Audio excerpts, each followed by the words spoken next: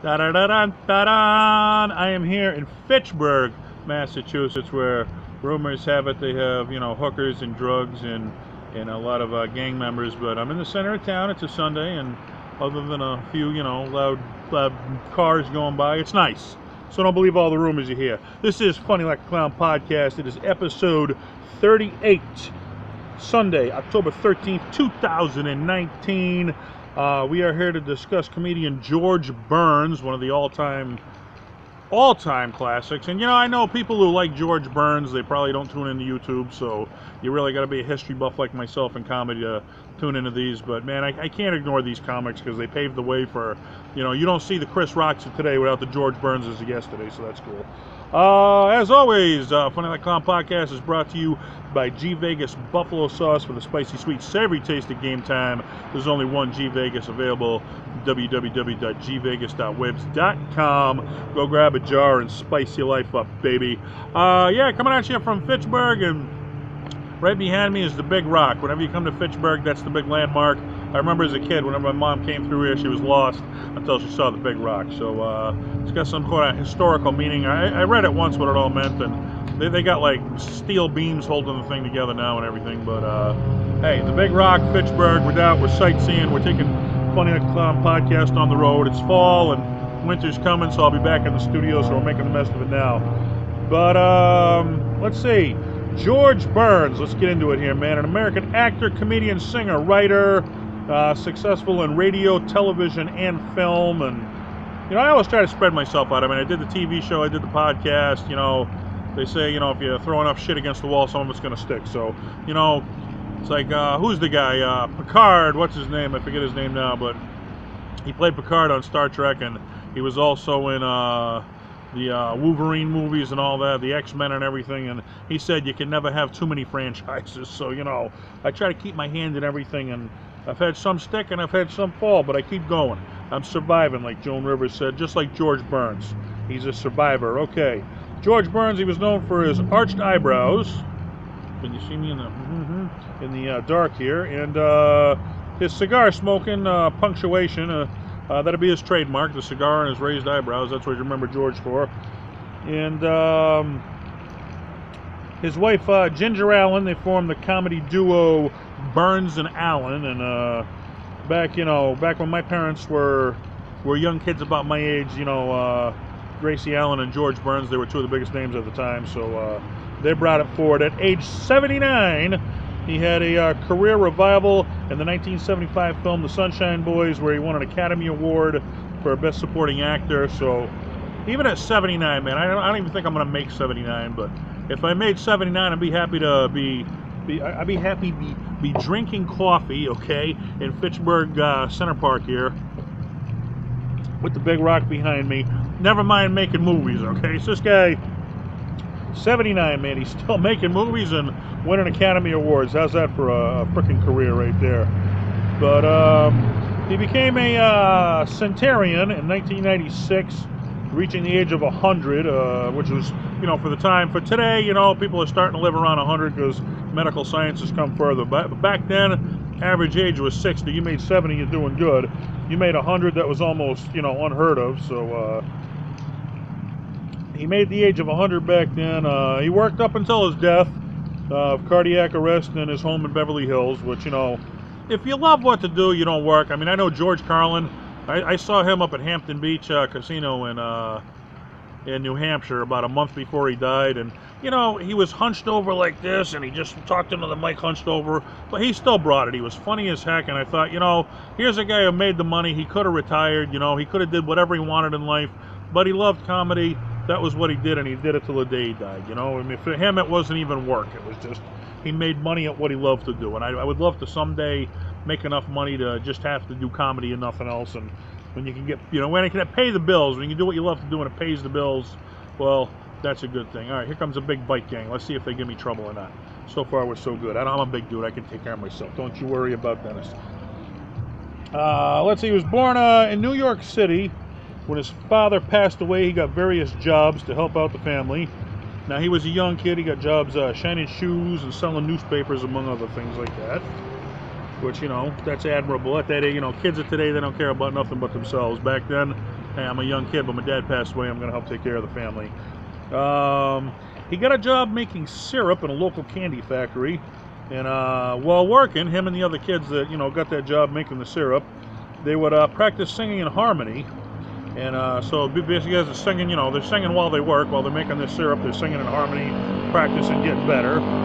One day they looked up the stairs, and the mailman, among others, was standing at the top of the stairs looking down and just smiling at them. They were enjoying what they're singing.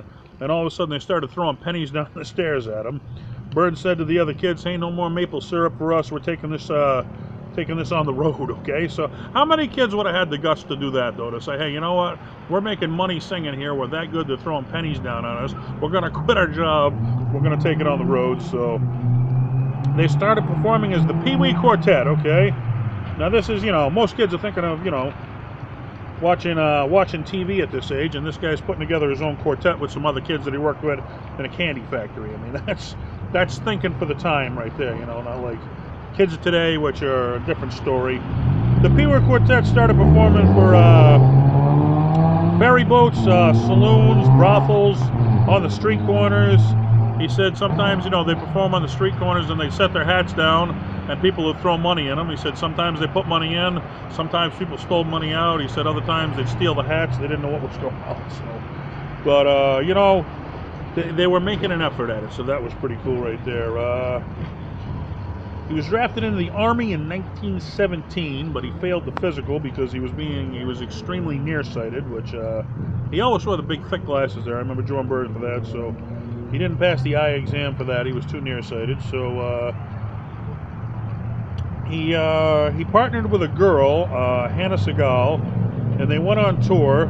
George said that's when people started to realize he had talent, when he started pairing up with somebody else, because, that goes back to the Abbott and Costello, where Abbott was the pitch man and, Costello was the funny man, Abbott had set him up, and then Costello, he'd give the punchline. So sometimes you're better as a duo than, you are as yourself. Back then, duos were a big thing. Today, they're not as big, as a thing, other than movies, but not so much in comedy. But, now this girl's parents, because they were so young, she wouldn't let them go on tour with George unless they were married, because back then that was a big no-no. You don't go out with another guy unless you're married. You don't go on tour. So the marriage was never consummated. He did marry her. They went on tour, and as soon as the tour was over, they got divorced. So it was 26 weeks later at the end of the tour. So basically, they got married so she could go on tour. They never had sex, and at the end of the tour, they got a divorce. So I guess it was better to be married and divorced than not married and be known as a slut or something. I don't know how it worked back then, but nowadays nobody cares. Do it, bang anybody, do what you want nowadays, right? Let's see. Burns and Allen got their start together in a short film in the 1920s and the 30s called Venison or Kinnison or something like that. And the big broadcast, International House, Six of a Kind, A Damsel in Distress, and that was with Fred Astaire. A College Swing, that was with Bob Hope early in his career. Honolulu be his last for 40 years. And, these are the big names of the time. Fred Astaire, Bob Hope. Even today, you probably couldn't tell them what you did, but you say Bob Hope and Fred Astaire, you're talking about some successful people right there. So he was doing some short films, which I just did a short film from Preacher to Prophet, a Sam Kinison story, and it's been doing pretty good, 2,600 hits on old YouTube there. So, you don't start at the top. You don't walk in and say, hey, I'm headlining a major movie. You got to get started somewhere, and short films are a great start. Now I'm going to be going on to be doing a big film like George did later in his career.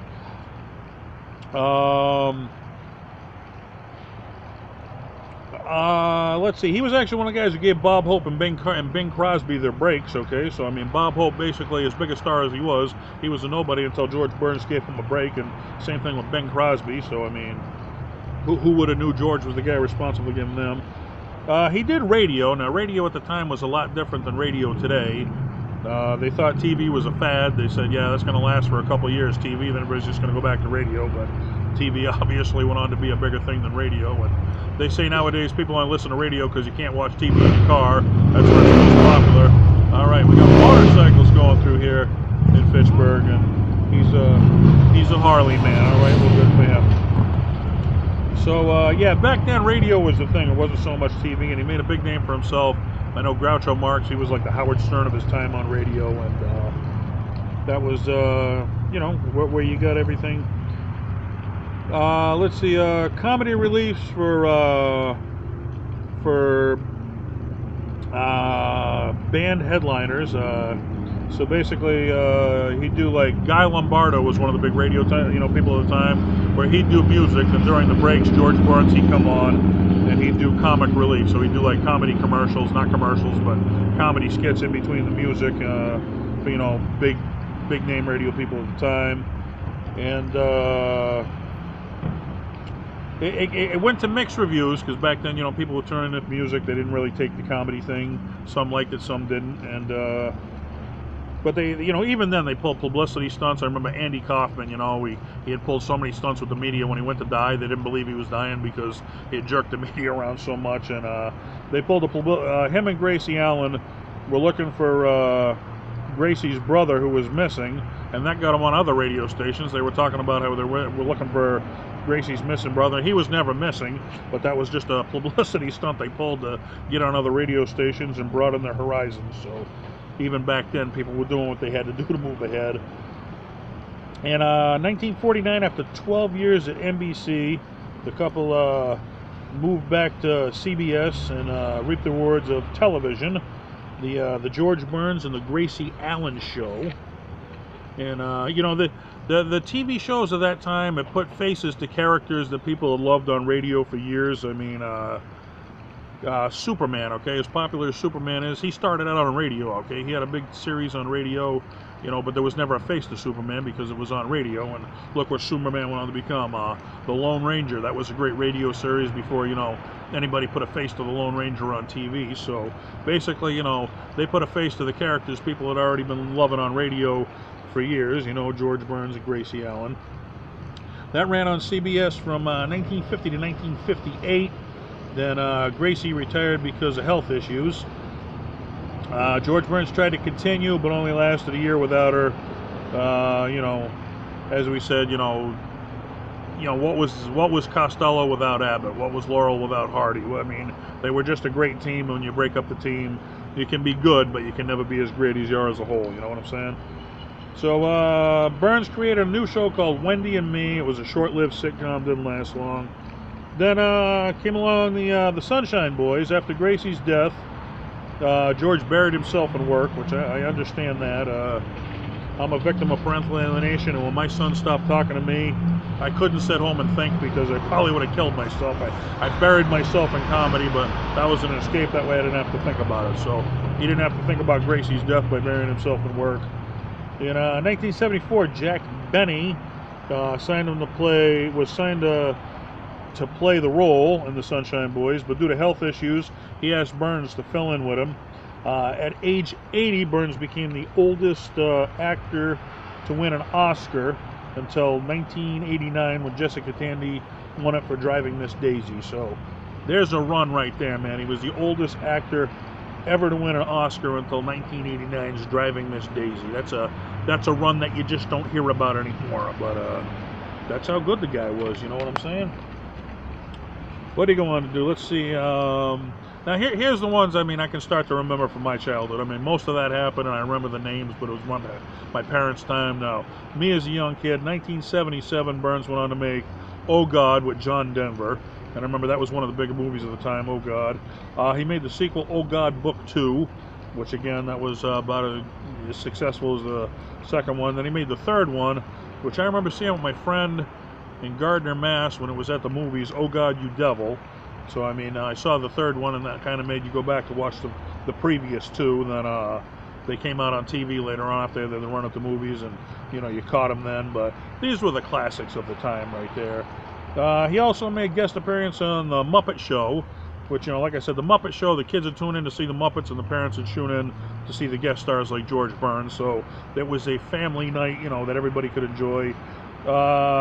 He made an appearance on Alice, which was one of the great sitcoms of the time, and my buddy Michael Buster McMahon chimed in about that one. And, you know, I remember we all watched Alice as a kid. I remember the episode where he was standing with a cigar by the door. I don't remember how it went, and Mike said that Vera thought he was God until he started to date Flo, and then Vera said, oh, he's not God, because God would never date Flo. But some of the classic stuff, you know, it was so much, it was wit, and it was, you know, charm, and it was thinking man's comedy, where today it's all special effects have taken over the box office, where simple movies are a thing of the past, and being witty and being clever, it just seems to be taking a back seat to special effects, which I'm all for special effects too. I grow with the times, but every now and then you want to see the old style movie, you know, where there's no special effects, there's just a charm to it. Let's see, Sgt. Pepper's Lonely Heart Club Band. He did that after the old Beatles tune. They made a film about it. Just You and Me, Kid. Going in Style. These are some of the movies he did. 18 Again. Now I remember seeing this one because I had started to become a George Burns fan because of the Old God series, and basically it was a young kid who did most of the movie. All they did in the beginning, they had George Burns on like a stretcher at a hospital, and I forget how he bumped into him or something, and they kind of changed, you know, the kid's spirit went into George Burns and George's went into the kid. So I mean, all you seen was him in a hospital bed at the beginning and the end of the film. He wasn't really in much of it, but they used his name, you know, to sell tickets, and the kid did most of the show. But you know, here's a guy 100 years old. Well, how much could you expect from him? But he still had that. But you know, when I was in studio and we had people calling in, we used to do the trivia. Now I've been out on the road here by myself in places like Fitchburg, Massachusetts, and so instead of doing trivia, I'm going to give you some fun facts about George Burns here to end off the episode. He started smoking cigars at 14. Now, if I ever walked in the house at 14 with a cigar, my father would have put my head through the frickin' wall, and my mother would have probably helped him, okay? But hey, you know, here's a man who led a different lifestyle than myself, and, you know, my buddy Mike, he was out smoking behind his parents' back. I guess what your parents don't know don't hurt them, but everybody I knew that smoked wishes they could quit, so I said, well, why'd you start to begin with, dumbass?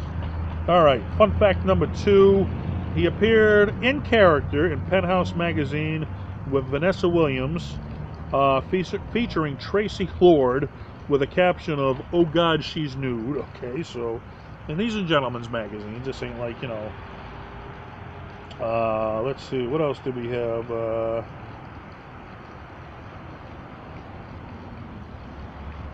He changed his name. He was born Nathan Birnbaum. Nathan Birnbaum. That was his actual name.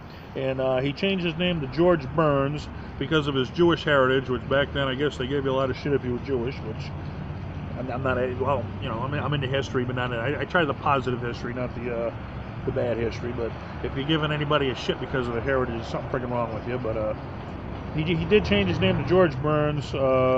George was after a famous baseball player that he liked, and Burns, he took the last name from Burns Coal, which is actually a coal truck that he used to steal coal from as a kid. So George after the baseball player, Burns after the coal truck.